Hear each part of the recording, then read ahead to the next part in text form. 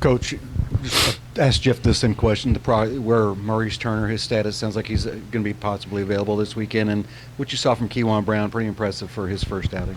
Yeah, I mean, Maurice is in good shape. It was more of a coach's call to hold him out last week. He was dealing with a little something, and just wanted to give it a few more days to kind of get back healed. But he's in good shape. He's ready to rock and roll. Definitely like what we saw from Kewan. He's a special talent, and he accumulated a bunch of yards in the state of Georgia. It's good football down there, and he was actually up for Mr. Football and some other things. So we knew that there was some advanced running skills. I mean, obviously he has to improve in his pass protection and little nuances of the position, but definitely like where he is. He adds us and gives us some good depth at the position.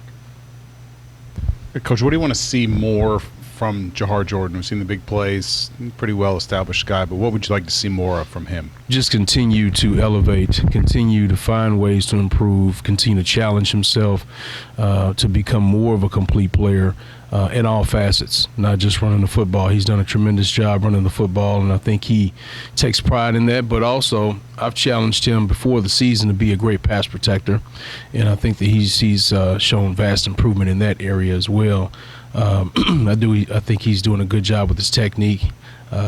His eyes, hands, and feet are all coordinated as far as protection is concerned, and he's really sticking it in there and stoning some guys. So that's an area that I told him he needs to definitely excel at, and he's been taking that to heart, as well as in the passing game, just being a weapon that we can deploy in the passing game and get him involved in that facet as well.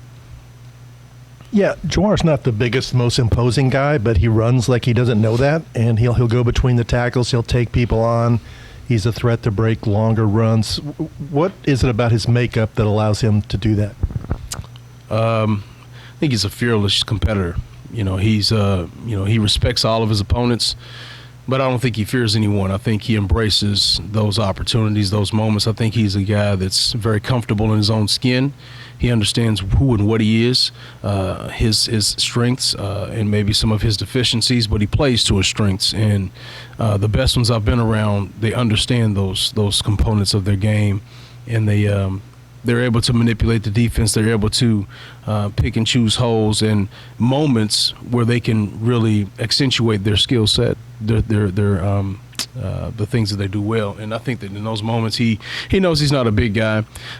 So as far as running over a lot of people, that may not be his forte, but what he does have is speed. Elite speed. So, and I tell him all the time, I say, hey, you don't have to be the biggest guy in the world to run over somebody. What do you have? You have velocity. Use your velocity to make yourself bigger on impact, which means you need to embrace those moments. Don't curl up, don't shy away. Accelerate into those moments. And then I think that's kind of what you saw against Georgia Tech and maybe some other moments the other night, but certainly excited about where he is. Chris, kind of going down the list of running backs with Isaac Grando, talked to him about playing with Jonathan Taylor for 2 years at Wisconsin. I guess how does that kind of being in that room or playing with someone like that affect someone like Isaac, and what have you seen from him so far in these 2 games? Tremendous growth. I would say probably since the season started. I told him probably since we started training camp. I think I've seen the most growth from him in the room. He every day seems like he's growing before our eyes each week. And, like you said, coming from a program like Wisconsin, they've run the ball quite a bit. So he's seen quite a few pictures in the running game. Surprisingly, I was pleasantly pleased that he's a really good pass protector. It kind of, I guess, suits his skill set, his body type. He's a strong guy, very sharp, very cerebral kid, always asks questions, probably one of the most sharp guys in the program. He's like a coach on the field. And it's funny because I was talking with my GA and he was telling me that Jaws was telling him earlier this year that Isaac was actually the one that kind of helped him learn the playbook. And they came in together as far as in the offense is concerned. So I think that just kind of speaks to his ability to retain information, process. And so there's a big trust factor there with him. And he's doing a great job, not just in pass protection and in the running game, but, he's got soft hands. He's really making himself available in the passing game and being a factor in that regard. And so we're just tickled to death with where he is. He gives us great depth between he and Maurice and Jaws and Bama, which Keywan is Bama. It's his nickname. We call him Bama. But those 4 kids, I mean, we're just fired up about where they are. Coming into this season, a lot of people expected that with Brom's offense, there'd be a lot more passing, but you guys have been this team's bread and butter so far. First of all, how proud are you of this running backs unit to be able to put up the numbers they've been putting up, and how do you stay consistent throughout the year so they can keep leaning on you guys? No, I'm tickled to death. I mean, as a running back, I mean, every time they make plays, it's like I make plays with them. I mean, my spirit is out there on the field with them, and so it's just fun to see them embrace the games and be able to step up in big moments for the team. We just want to win games. Ultimately, whatever it takes to win, we're about that. And I think it's one of the more unselfish units I've been a part of. They just care about doing whatever's best for the football team. If that requires that we need to pass the ball 40 times to win, then we're going to be great in pass protection. If that requires us to be a little bit more reliant on the run, then we're certainly ready for that challenge as well. So I think Jawar and Isaac, some of the older guys, they kind of lead that room as far as setting the temperature of the room. They're very unselfish guys, and when you have your best players that are unselfish guys, I mean, it kind of helps everyone else to understand their responsibility. Chris, we don't talk about walk-ons a whole lot, but Caden's kind of a different kind of guy. He had offers and scholarship offers and was committed at one point. What have you seen since he got here? And you got him in a couple times the other night, and he runs hard. Oh, yeah. Yeah, no, Caden's going to be a good player. The thing about Caden, I often joke with him, and Caden's never had a bad day. I mean, he comes in, he's a smile on his face, he's bouncing around. He's always the first one out on the field. He's all passion and fire and energy. And the best guys I've been around, those guys that come in maybe as a walk-on and develop into good players, they're that way. They just have a high care factor. They care about the football team. He's an in-state guy, so there's a little bit more of a sense of pride in the program. And he wants to do all the little things. He wants to try to help out on the scout team. He's given us a great look in practice. The guys have a hard time blocking him when he's giving us a scout look on the kickoff team or whatever the case may be. I mean, our coaches always rave about his energy and his effort every day, and he asks questions. He was a little silly when he first got here, so we had to kind of work through that.